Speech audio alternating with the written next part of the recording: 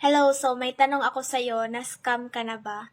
So, yung good news ngayon, yung isi-share ko sa'yo is hindi ito scam. Sobrang legit kasi nga, ito yung naging reason, no, bakit ako kumikita and yung mga onliners ko right now ng 20,000 up to 50,000 per month na yung ginagawa lang namin dito is nagsaset ng appointment. So, sa mga nagtatanong dyan, may gagawin ba? So, of course, meron tayong gagawin dito, no, para kikita tayo. So, ito yung opportunity na sure ako na pag itatry mo rin to, sure talaga nagkikita ka rin talaga katulad namin. So, if ikaw, hindi ka pa kumikita gamit yung Facebook Reels, and TikTok account mo, pero everyday mo yung ginagamit, tapos hindi ka pa rin kumikita, no? So, ito na yung time na subukan mo rin. Baka ito nakatulong sa amin, makatulong din to sa'yo. So, walang mawawala kung susubukan mo to.